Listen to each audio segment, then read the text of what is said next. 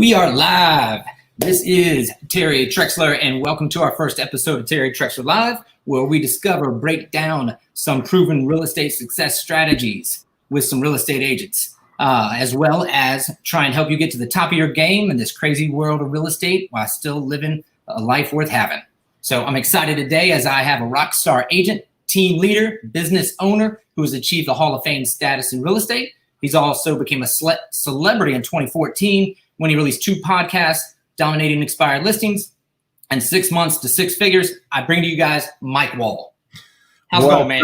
Terry, thank you so much for having me on, brother. I love the intro music, man. I got to talk to Nick, man. I think that might be a little bit better than my intro music. I don't know, man. I don't know. So tell us, man. So what's going on? I mean, you're doing some great things. I mean, just excited. I mean, you know, it's a crazy market out there right now, brother. It definitely is. It's I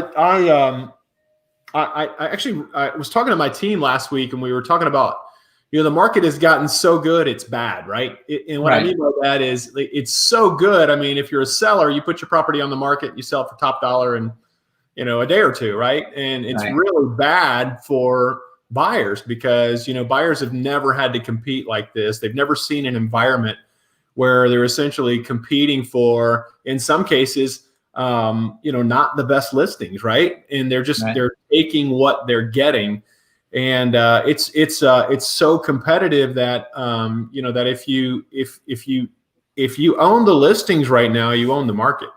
And so what I wanted to talk to your audience about today is just lead generation in general, you know, and specifically how to put together a day that would lead to, you know, a consistent lead flow, and being able to convert calls into listings or calls into showings for buyers.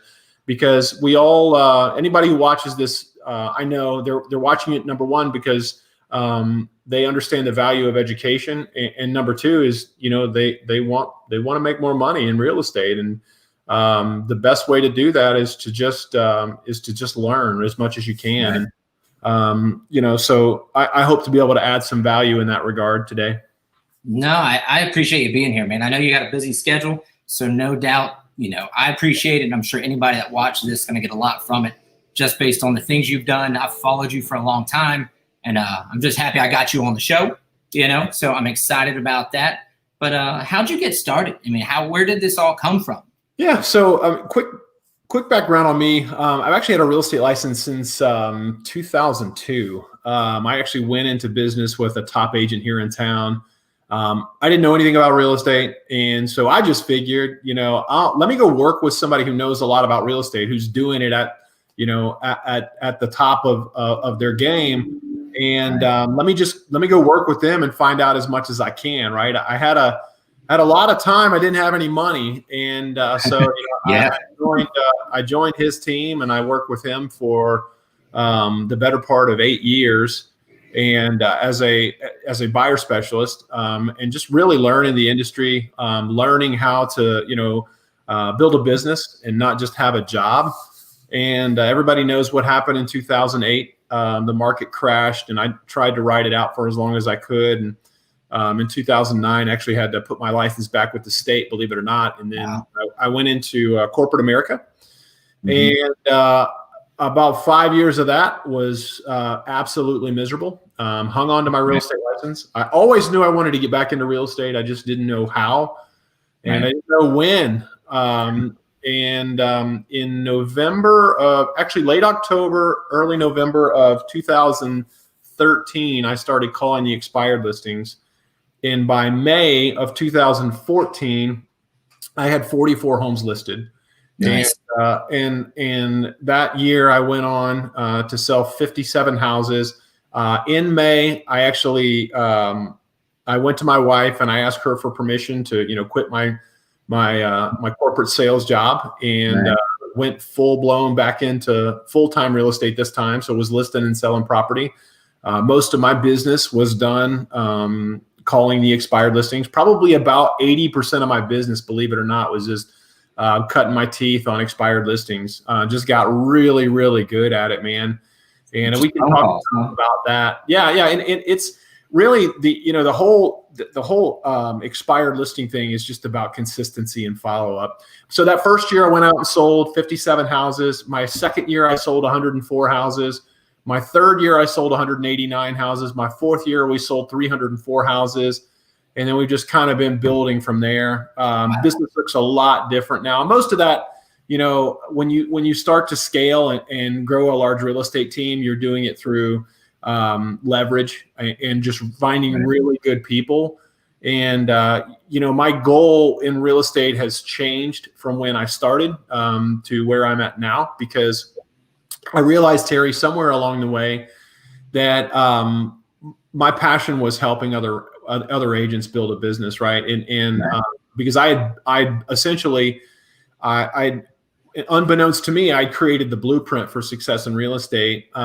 Or I hadn't created it, but I basically piecemealed together what I'd learned from other people like yourself, and just helping, put everything together and build a business.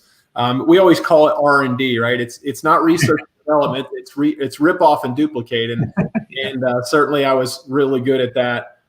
Jay Kinder always had said, because he was a mentor of mine, that I was never the smartest kid in the room. I just always I sat next to him, right? Yeah, there you go. That's where it's at. That's where it's at. And again, what I realized along the way is my passion was helping agents grow business. And we've gotten to a point now, I think, on our team where I've been able to kind of step out of production and be able to focus on that, because that is truly my passion. Now, granted, I'll still help friends and family and even some past clients if they call on me. But for the most part, I'm trying to funnel that business through to the agents on our team. There's no secret about it. We are a prospecting driven team. We are a team that we don't sit and wait for things to come to us. We attack the market. We go take our share, and everybody's at a different level, or everybody's at a different stage in their career. And today's topic, when you and I spoke earlier, or actually, back and forth via email, and we were talking about, things that, might be, or at least make an impact to your audience. And I think, for me, it's always lead generation, right? It's right. Lead generation, and, 1A and 1B is lead conversion, right? Because, you can generate as many leads as you want, but if you can't convert them, exactly, it's not really helpful.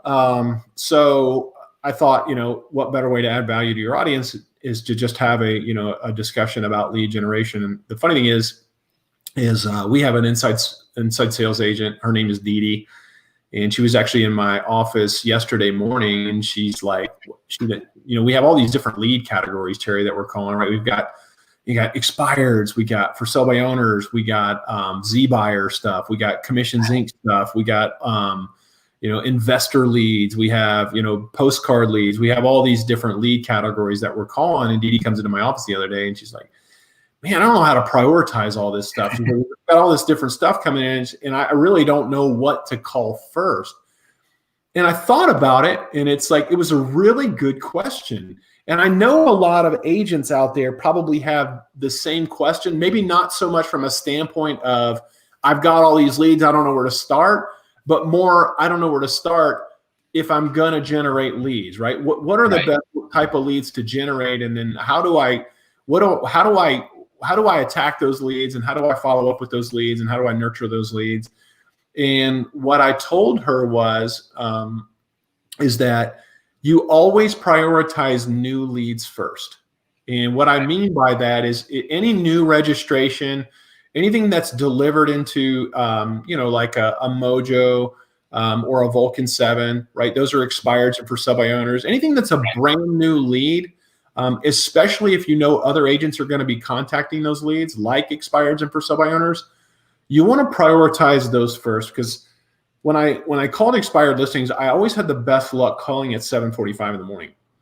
And most of you who use a dialer know that you can't tee up a dialer before 8 a.m. So I would literally peck dial the expired listings at 7:45. And everybody, Dee Dee was like, I have this, I have this limiting belief that I can't call people before 8 a.m.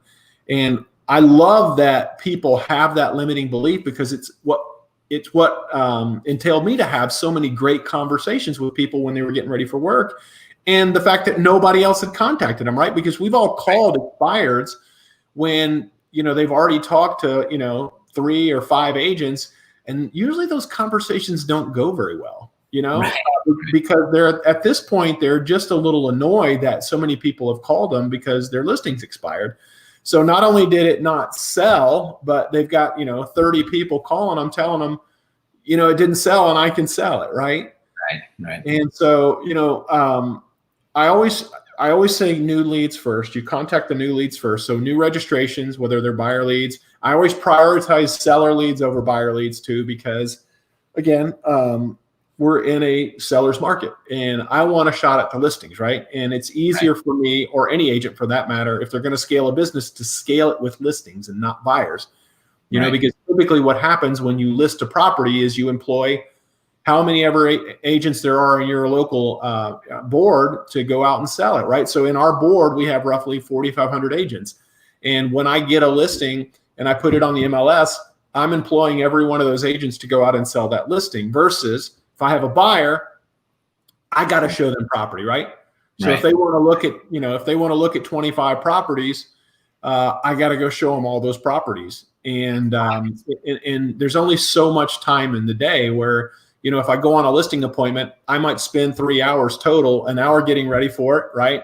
And then an hour on the appointment, and then an hour, coming home and then submitting the listing paperwork to our contract managers.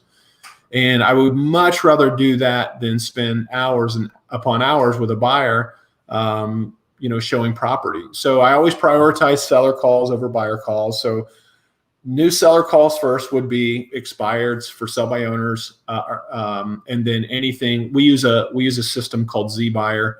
Those leads are distributed daily as well.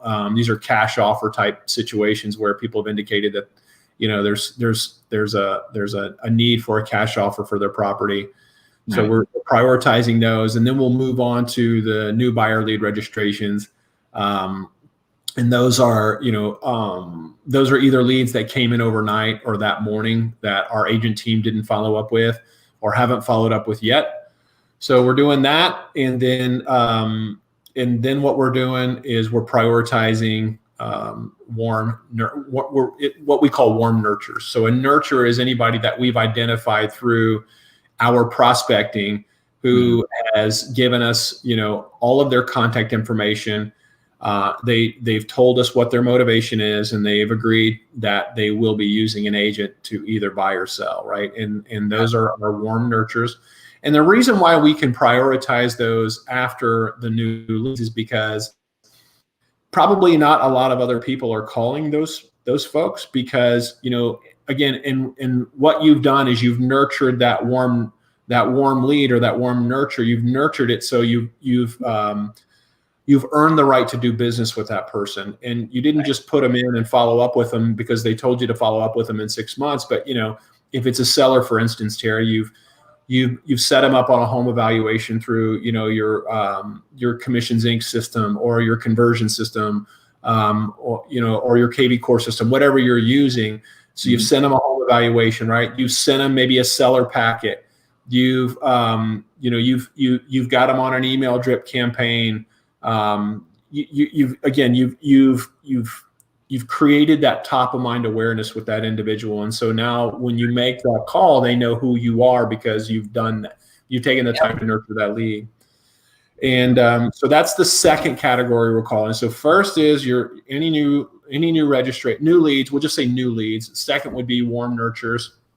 And then third would be your, this would be, I don't want to say cold calls, because I think cold calls to me is opening up a phone book, right? And saying, all right, start at A and end at Z. Any lead that we call typically, Terry, it's an optimized lead. And what I mean by that is, like, we create a motivated sellers list, right? We pay for some proprietary data. And so when we call these leads, there's a high likelihood that they will convert into an appointment. And what I mean by that is those leads are, maybe they're distressed, right? Maybe they're pre-foreclosure, maybe they're probate, maybe they're divorce, there's just a high likelihood that lead would convert into an appointment. And what we're looking for there when we call those is more warm nurtures, right? Because we're going to take them out of the motivated seller list and then drop them into the warm nurture bucket. And we're going to create a follow-up for ourselves. So we constantly have people that we're following up. We're constantly filling up the buckets, right?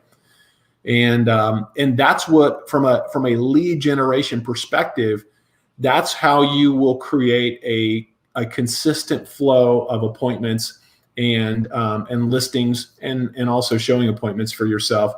It's all in the consistency, right? It's about showing up every morning, and whether it's at 7:45 or 8 o'clock, and just getting your phone calls out of the way. I always say that any home, Terry, you've ever listed, probably, and this is true for anyone, by the way, it started with a conversation, right? Every home you've ever listed started with a conversation. Every house you've ever shown started with a conversation.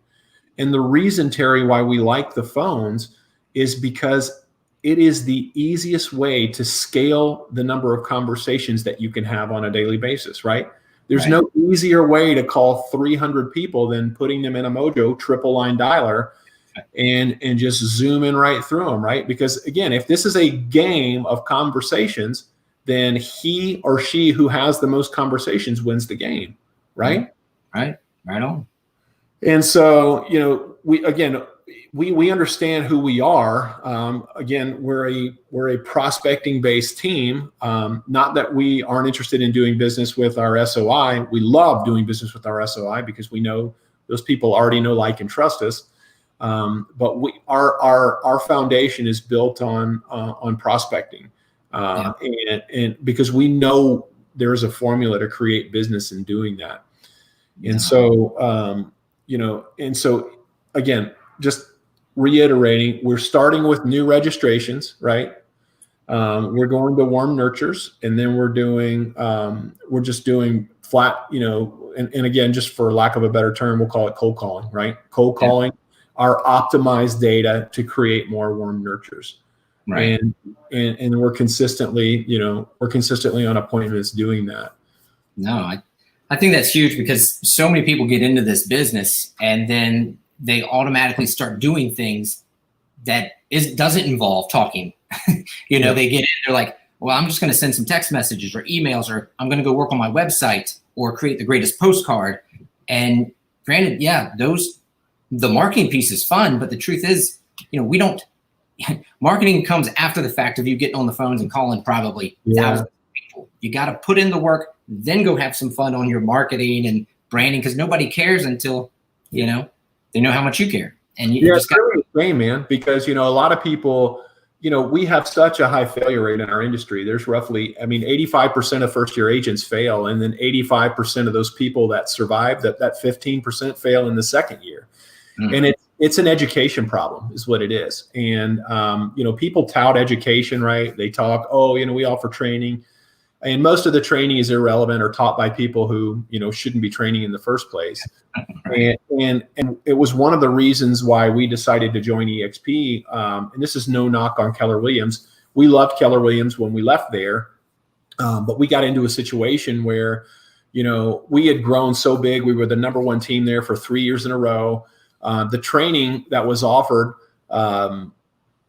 at the market center was completely irrelevant, and we hit a point to where we could not grow anymore with the training that KW offered, and any of the good training that they offered was offered quarterly, and it was paid training.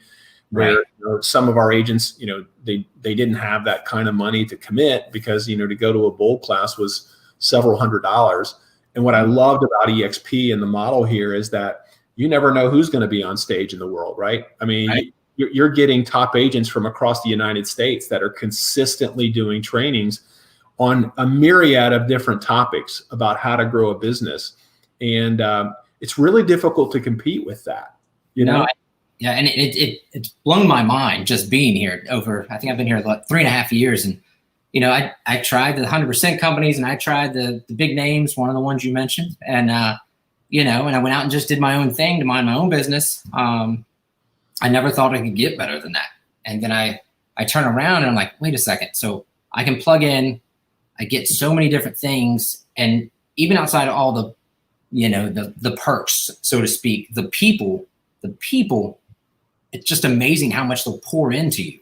Yeah. We're sitting here and I'm like, hey, Mike, what did you do? And you're like, okay, well, I did this, I did that. Because the fear of someone trying to go out and duplicate it is slim to none. And most of the people that are already in that arena of those type of sales, we are attracting tenfold over any other company. Yeah. It's just, it's insane to think that people like yourself and the Jay Kenders and everyone else, and I talk to them sometimes and some of these other guys, and they're just like, how can I help? Yeah. It's no more, I'm going to take this and hold it and hide it. Everybody just wants to help. And it's just, no one can experience that until they're part of this. Yeah. And you hate to hear it, man. We had a girl in here last week, and we were talking to her about joining the team. And, she was saying that she's a part of this brokerage, and she's just, she was promised a lot of training up front, and she just doesn't feel like she's getting that. And the really sad thing is that she, she felt like when she walked down the hall, like people would literally like close their door. You know what I mean? Like they really didn't want to be bothered with questions. They didn't have that mentality of abundance, right? They came from a place of scarcity. And certainly that's not the case here at EXP. And I don't want this to turn into an EXP commercial because, we want to add value to the audience. But the reality of it is, the people that are here, most of them have been through and understand the business side of real estate, and that's why they're here. And the biggest challenge we were having as a team, and you probably didn't know this, but before we moved to EXP, we were in the process of opening a Keller Williams Market Center. We had the building picked out. The ownership group was all in, like we were in the 11th hour. And Jay had sent me a message on Facebook and asking me to take a look at this. And, it was terrible timing. You know what I mean? Because again, we were all in with the ownership group on this market center. And, it was the old, once you see it, you can't unsee it. Yeah. And certainly when we saw it, there was no turning back at that point, because the problem we were trying to solve, Terry, when we moved is recruiting and retention, right? And what I mean by that is I knew ultimately that my success would be determined by the folks that we brought onto the team, right? The leverage, the opportunity that we were able to provide them, because my passion wasn't being in front of buyers and sellers. It was being in front of real estate agents. And so I had a choice to make long-term. The market center on the surface was the more profitable choice for me, but it was not for them. And so if I knew ultimately my prosperity would be in the hands of our agents, I had to make the decision that was best for them. And once I knew that, there was no question what we were going to do. And, we made the move right away. No, I've heard that so many times. I didn't know all the details, but that's awesome, because I've heard it from the likes of so many. And one comes to mind that I believe joined us beginning of this year, Chuck Fazio. Yeah. He came up with hundreds. What was it? Close to 8, 9, something, some massive amount. Yeah, it's 856 agents or something. And just dropped them in because, in his interview, he basically said the same thing. He said he had to look at himself in the mirror every day and realize, am I doing this for me or am I doing this for my agents? Right. And he realized that making a change to work with and partner up with EXP was better for his agents. He couldn't keep doing what he was doing. I was like, wow, that was powerful from somebody that's crushed it on a whole different level. Just amazing to see. So, but yeah, so, that's where we are with that situation, but what would you tell somebody that's trying to get started, say they're either not just got licensed, but just getting in or had some tough experience, like, I just want to know what I should be doing. What should I do to start my business because no one's telling me anything? Yep. So if I was telling somebody that just got into real estate or who was struggling and what was not having success, is that you got to start having more conversations, right? And no matter, I don't care how you do it, you just got to do it. And typically, like I said, when you get into this game, you don't typically have a lot of money. You got a lot of time. So I love what teams are doing across the United States in providing that platform for young agents or old agents who are new into the real estate game, a platform to come in and have access to all those tools, because most people don't have the type of resources to pay for those things right out of the gate.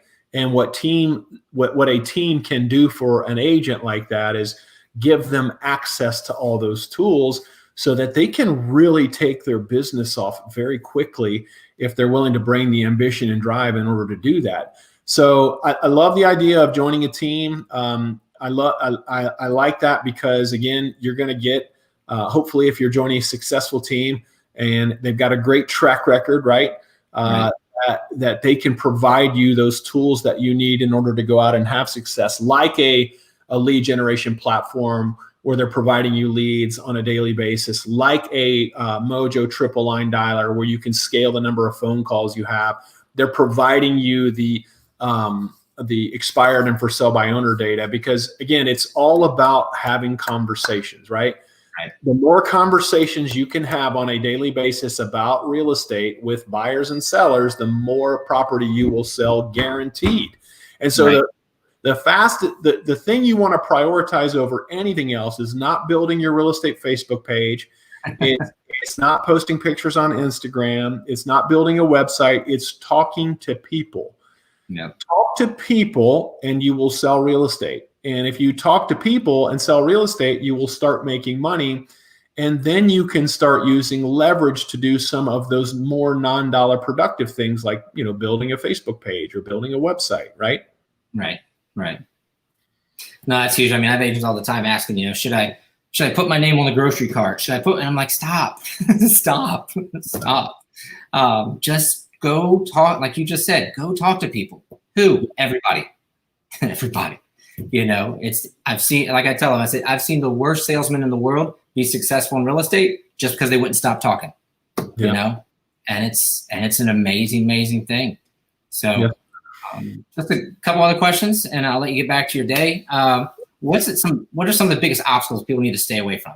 I mean, we're kind of touching them already, I guess, but it's a great question, man. And really, I think you've got to look out for being busy, right? Because they're again, when we talk about priorities, and again, we just said what to prioritize. Prioritize business 911 in real estate is conversations, right? Having as many conversations as you can. And you can't just get busy being busy. And what I mean by that is there are certain things that you can do in your real estate business that are not dollar productive things. And you can tell yourself you've been busy all day doing those things, right? Like watching training videos and, building a Facebook page or, having meetings with vendors, right? These things, like you can fill your day with these things, but at the end of the day, none of them are really going to move the needle. And so to me, the main obstacle is understanding the difference between being busy and actually selling real estate. Right. No, I think it makes so much sense. We see it everywhere, every time we turn around. I mean, and I guess you already said it, your plan is just to kind of help as many people as possible. I know you've covered a good territory in Ohio. How big you plan on taking that? Or are you at your point or? Yeah, it's, it used to be like, for me, it was like always about just selling more houses. And I'm a big proponent of Zig Ziglar. I love the fact that one of my favorite quotes is you can get what you want if you help enough other people get what they want. And I love that Luke said that, man. To me, that just resonates with me. And really, so it's not so much about the money even anymore. To me, it's about, because what I've found out in my short journey is that that if I try to scale the number of people I can help now. You know what I mean? If that makes sense in the real estate world. And I know, Terry, if I can add value into as many real estate agents' lives as possible, that the money will show up as a byproduct of that. Right. No, that's the I mean, almost the blessing we have. You can do it in some other places somewhat, but here it's a totally different ball game just by being to pay it forward. They don't have to join your team. They can be on your team. And like I tell people, like, if you want to join and follow me around for a little bit, like I have a 20-year-old that's like, look, just tell me where to go. I'm not licensed yet, but I want to be. I'm like, look, go do lock boxes, go chase down the sign, but go get your license and let's keep talking. And then he's like, well, why are you doing this? I said, because I want you to be more successful than I could ever imagine that I could be. And then if I pay it forward, then it just comes, it just flows. So I think that makes so much sense, Mike. So yeah, I mean, we've taken about 30 minutes of your day. Is there anything else you want to share before we check out of this? You got anything else? That if you are consuming this video, you're on the right track, right? It is so much. The people, and there are not very many of us. There are people that are seekers, right? And seekers, people that seek information and then take action on it are the people that I want to surround myself with. And certainly, it's the reason why I do these videos, is because what we're trying to do, Terry, as we sit here and have discussions, is we're trying to add value into the real estate community. But what we're really trying to do by adding value out into the real estate community is make us all better, so that we can provide a better client experience, and so that the consumer population as a whole just starts to have a better viewpoint on real estate agents as an industry. No, that's it. But as I said, Mike Wall, I appreciate your time today. If you guys are watching this, know anybody in Ohio, that's where Mike's at. Think of Mike Wall. But again, so other referrals to Cincinnati, Dayton, or Columbus. We service all three of those marketplaces, and we are glad to pay you out a referral. There you go. That's the man. All right. I appreciate it, Mike. Have a good day. Thank you so much. No doubt. We'll talk again. All right, man. Thank you.